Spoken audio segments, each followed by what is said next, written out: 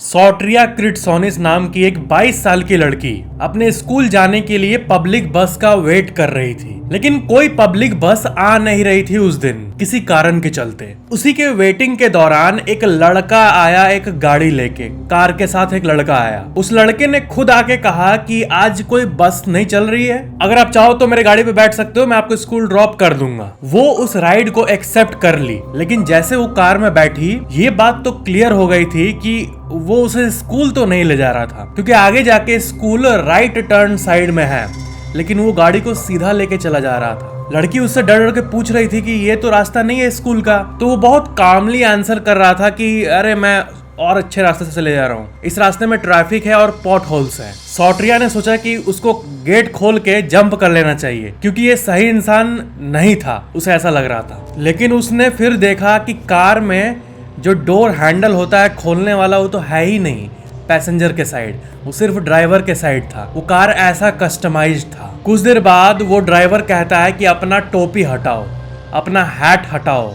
उस लड़की को कहता है, वो लड़की एक हैट पहनी रहती है। जैसे वो टोपी हटाती है, वो लड़का उससे कहता है कि तुमने अपना बाल क्यों कटवा दिया, तुमने अपना बाल क्यों कटवा दिया आखिर, ऐसे करके वो रिएक्शन देता है। ये सुन के वो समझ जाती है कि ये लड़का उस लड़की को महीनों से स्टॉक कर रहा था, यानी छुप छुप कर उसे फॉलो कर रहा था महीनों से। तभी उसको पता था कि उसका ओल्ड हेयर कट क्या है और न्यू हेयर कट क्या है। अजीब चीज यहाँ होती है, कुछ देर बाद वो लड़का, उसके बालों को देखने के बाद वो लड़का उसको ड्रॉप कर देता है, उतार देता है, वहां से स्कूल से थोड़ी दूर में ही उतार देता है। वापस गाड़ी मोड़कर स्कूल के पास ही उतार देता है और कहता है कि तुम लकी थी शायद, जाओ, ऐसे कहता है। उसके बाद वो स्कूल उस दिन नॉर्मली गई। फिर उसके मन में आया कि इसने मुझे छोड़ दिया, ये क्या हो रहा है आखिर, करना क्या चाहता था वो। उसने अपने फैमिली को ये बात बताया, लेकिन पुलिस को नहीं बताया, क्योंकि उसने कुछ किया नहीं था उसे। और ये कहानी सुन के लग नहीं रहा है कि कुछ करने वाला था वो। ठीक 1.5 साल बाद उसी लड़के को वो टीवी में देखती है। टीवी में वो रिपोर्ट आ रही होती न्यूज में कि ये लड़के ने कितने लड़कियों को किडनैप किया है पास्ट 1 साल में। वो इंसान और कोई नहीं था, नाम सुनने में धक धक हो रहा है, वो टेड बंडी था। टेड बंडी एक ऐसा इंसान था जिसका औरतों पर अत्याचार इससे ज्यादा किसी ने नहीं किया इतिहास में, ये मॉडर्न इतिहास में 1990s की। एक्चुअली में जब उसे वो कहता है कि अपना टोपी हटाओ और वो टोपी हटाती है और वो छोटा बाल देखता है, वो ऐसा इसलिए कहता है क्योंकि उसके लंबे बाल उसको पसंद थे। ये जो क्रिमिनल्स होते हैं उनका माइंड बहुत अजीब तरह से काम करता है। वो टेड बंडी उस लड़की को महीनों से फॉलो कर रहा था और उसके बालों और उसके शरीर को फैंटेसाइज कर रहा था। वो हेयर कट से ऑब्सेस्ड था, उसी को वो फैंटेसाइज करता था अपने क्राइम करने के लिए। लेकिन जब वो गाड़ी में बैठी और अपना हैट उतारी और टेड को पता चला कि इसका तो हेयर कट बदल गया है, तो उसे अब वो सेम फीलिंग नहीं आ रही थी। एक क्रिमिनल्स का माइंड ऐसे ही वियर्ड होता है भाई, तो इसलिए उसने उसे उतार दिया। मतलब ये जो ऑब्सेशन होता है ये किसी स्पेसिफिक चीजों पे होता है शरीर के, ओवरऑल इंसान से कोई मतलब नहीं होता इन क्रिमिनल्स को, बॉडी पार्ट से होता है। उसके बाद उसके बारे में तो पूरी दुनिया जान गई कि उसने कितने लड़कियों के साथ क्राइम किया है। फैक्ट नंबर 6, आपको पता है नोन इतिहास में सिर्फ एक ही ऐसा ममी मिला है, एक बॉडी मिला है एंशिएंट, जिसके बॉडी पर टैटू हो। प्रिंसेस ऑफ यूकॉक ये थी रशिया की। इसकी मृत्यु तब हुई थी, कार्बन डेटिंग से ये पता चला कि 25 साल जब हुई थी तब इसकी मृत्यु हुई थी। बट स्ट्रेंज बात यह है कि इसके मरने के बाद 2500 साल बीत गए हैं, 2500 साल बीत गए हैं, लेकिन उसका बॉडी का टैटू आज भी इंटैक्ट है। यानी टैटूइंग का प्रोसेस ऐसा नहीं कि मॉडर्न चीज है, बाप रे, मतलब 2500 साल पहले भी टैटूज हुआ करते थे। ऐसे कोई किसी किताब में इसका रेफरेंस नहीं मिला है। ज्यादातर लोगों का यही मानना है कि उस टाइम तो टैटू नहीं हुआ करता था, लेकिन ये टैटू देखो, इसका जब बॉडी पहाड़ों से डिस्कवर हुआ, वो भी ममीफाइड रूप में, यानी प्रिजर्व्ड रूप में, तो इसका टैटू भी 2500 सालों से प्रिजर्व्ड है। फैक्ट नंबर 5, 2016 में एक 26 साल का इंसान जिनका नाम है बेन आइनिस, वो इजिप्ट के एक फ्लाइट में थे, इजिप्ट से सियारो जा रहा था। तभी सबको ये पता चलता है कि प्लेन में एक हाईजैकर पैसेंजर के रूप में बैठा हुआ था शुरू से। बीच में अचानक से वो पैसेंजर उठता है, अपना ऐसे कोट खोलता है, दिखाता है कि देखो मेरे चारों तरफ देखो क्या है, मैं अभी चाहूं तो एक बटन से पूरे प्लेन को उड़ा सकता हूं। अब पायलट और लोगों को डर लग गया कि ये जो बोल रहा है वो नहीं करने से तो ये उड़ा देगा। सिप्रस में फाइनली प्लेन लैंड हुआ। 55 पैसेंजर्स में से 52 पैसेंजर्स को उसने जाने दिया। वो कुछ पॉलिटिकल डिमांड करने के लिए प्लेन को हाईजैक किया था कि लोगों को बताएगा कि आप ये इस मंत्री को ये करने बोलो नहीं तो ये उड़ा दूंगा, ऐसा टाइप का। तो क्या हुआ कि 55 में से 52 पैसेंजर्स को उतार दिया गया, 3 को रखा गया और 4 प्लेन के क्रू मेंबर थे, यानी टोटल 7 लोग लैंड के बाद भी प्लेन में अटके हुए थे। अब उन 3 पैसेंजर्स में से एक ये थे, बेन आइनिस। अब बेन का दिमाग कुछ यूनिक तरह का था। उसने ये कहा कि हाईजैकर साहब, क्या मैं आपके साथ फोटो ले सकता हूँ? उसने कहा हाँ ले लो। ये था वो फोटो जो आप अपने स्क्रीन पे देख रहे हो।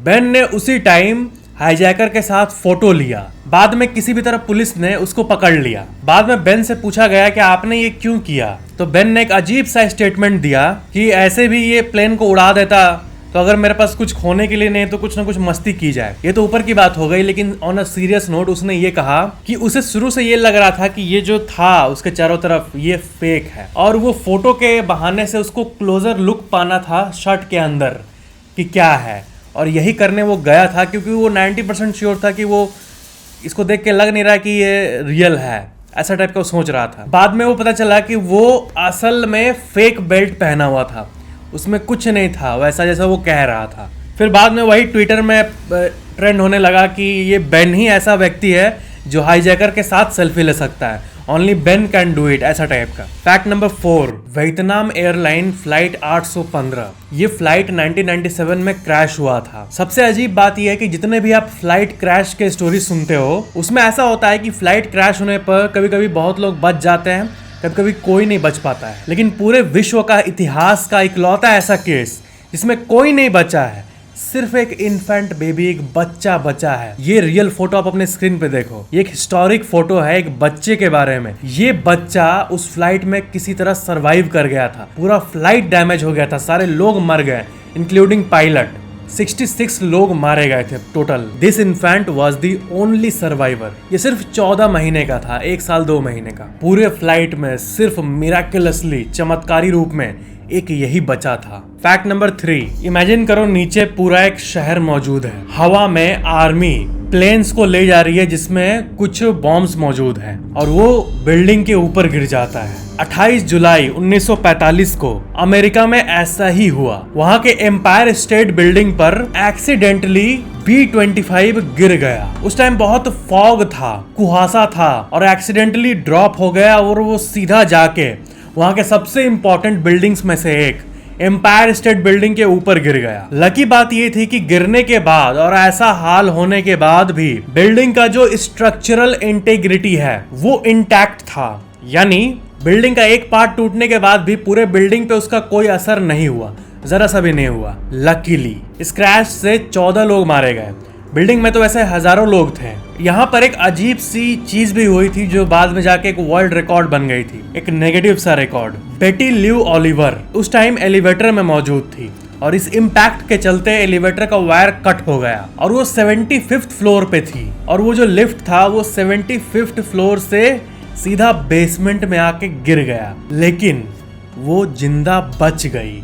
और तब एक रिकॉर्ड बना, लॉन्गेस्ट सर्वाइव्ड एलिवेटर फॉल। मतलब ये दुनिया का हाईएस्ट मेजरमेंट है, 75th से लेके बेसमेंट तक इतना नीचे गिरा फिर भी बच गई। जनरली 10वें फ्लोर से भी अगर एलिवेटर कट जाए और बेसमेंट तक गिर जाए तो इंसान मर जाता है, बट ये लकीली फ्री फॉल होने के बावजूद भी बची रही। फैक्ट नंबर 2, 1958 में विलियम लेस्ली आर्नोल्ड नाम का एक बच्चा, एक टीनेजर, सिर्फ 16 साल का एक टीनेजर था, उसने घर के अंदर अपने माता पिता दोनों को मार दिया। और पता है किस लिए? वो अपने गर्लफ्रेंड के साथ मूवी देखने जाना चाहता था। उसके लिए वो अपने पिताजी से कार मांगना चाहा और वो मूवी थी दी अनडेड, और उसको कार नहीं मिला अपने पेरेंट्स से, और सिंपल यही रीजन के चलते उसने इतना बड़ा क्राइम कर दिया। ये क्राइम करने के बाद बॉडीज को उसने अपने ही बैकयार्ड में दफना दिया, घर के पीछे। उसने उसके बाद अपना लाइफ नॉर्मली जिया, मूवी पे गया, अपना दिन नॉर्मली कटाया,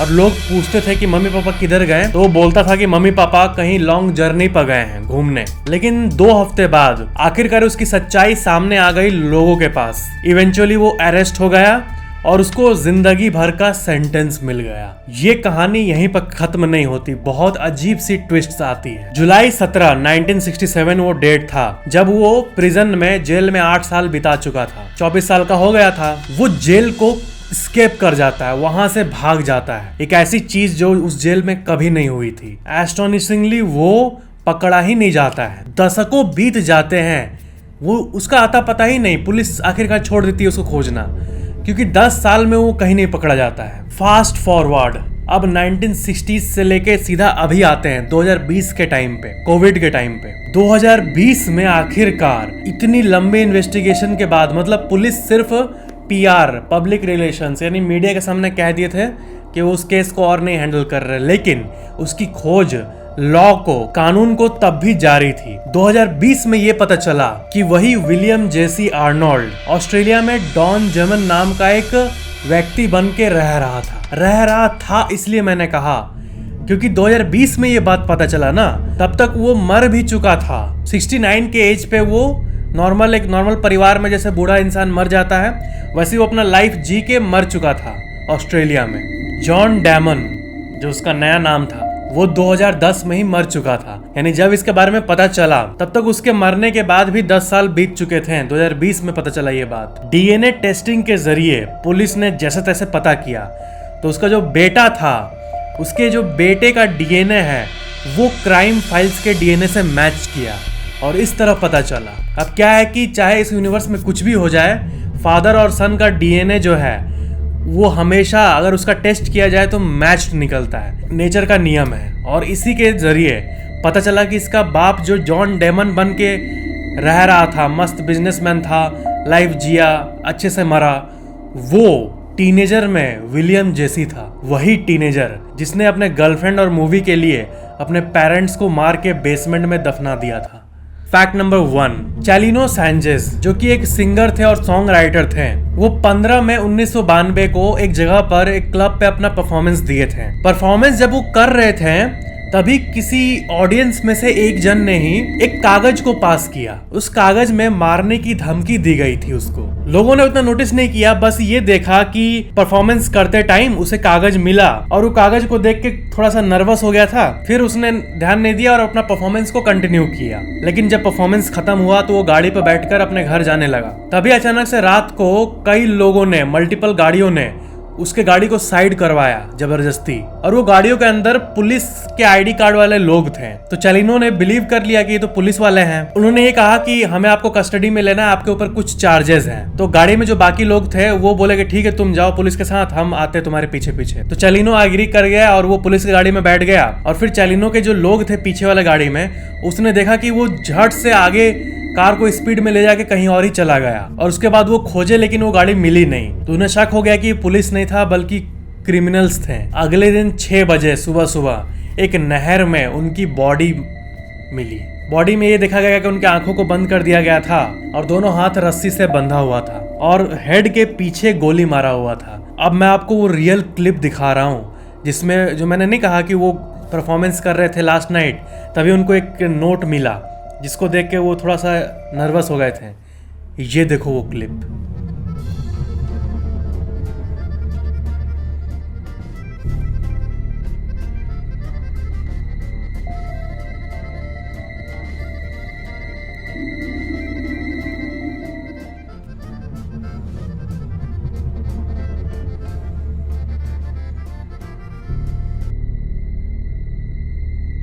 आपको तो पता ही होगा कि अलग अलग टाइप के वर्ल्ड रिकॉर्ड्स बनाए जाते हैं हमारे विश्व भर में। जितने भी वर्ल्ड रिकॉर्ड्स हैं वो तोड़ने के लिए ही बने होते हैं। यानी अभी अगर रियल टाइम में आप जाके पता करो तो कितने लोग अटेम्प्ट कर रहे हैं अलग अलग चीजों को ताकि वो वर्ल्ड रिकॉर्ड को तोड़ पाए।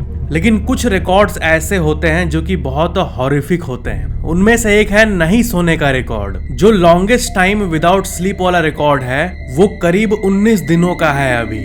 और क्योंकि ये एक वर्ल्ड रिकॉर्ड है तो बहुत लोग अभी भी आज के टाइम में भी इसको तोड़ने का प्रयास करते हैं। अब अगर 19 दिन कोई व्यक्ति सरवाइव कर गया तो इसका मतलब ये नहीं कि हर कोई सरवाइव कर जाएगा। 4-5 दिनों के बाद ही बॉडी में अलग अलग टाइप के खतरनाक रिस्क्स डेवलप होने लगते हैं। इसीलिए ये विश्व का सबसे खतरनाक रिकॉर्ड माना जाता है। और यही कारण है कि Guinness book of world records और बाकी रिकॉर्ड वाली एजेंसीज अब स्लीप वाला रिकॉर्ड को लेना बंद कर दी है। यानी उन्होंने ये डिक्लेयर किया है कि अब कोई 19 दिनों से ज्यादा भी अगर जग जाएगा तो उन्हें कुछ भी नहीं मिलेगा, कोई रिकॉर्ड उनके नाम नहीं होगा। ये रिकॉर्ड एजेंसीज ने डिस्करेज करने के लिए किया है ताकि लोग खतरनाक रिकॉर्ड्स को अटेम्प्ट ना करें। अब स्काई डाइविंग, प्लेन से कूदना, ये भी खतरनाक है, लेकिन ये उतना खतरनाक नहीं है जितना कि नहीं सोना, वो भी 19 दिनों तक। ये बहुत ही बड़ी बात है, ये जानलेवा हो सकता है लिटरली घर बैठे बैठे। और इसलिए सारे रिकॉर्ड एजेंसीज नहीं सोने वाले रिकॉर्ड को लेना अब बंद कर दिए हैं। तो ये थे आज के कुछ अजीब से असल घटनाओं वाले फैक्ट्स। वीडियो को लाइक जरूर करना और वीडियो कैसा लगा नीचे कमेंट जरूर करना, और ऐसी और वीडियोस के लिए चैनल को सब्सक्राइब करके बेल आइकन जरूर ऑन कर लेना। Thank you so much for watching this video.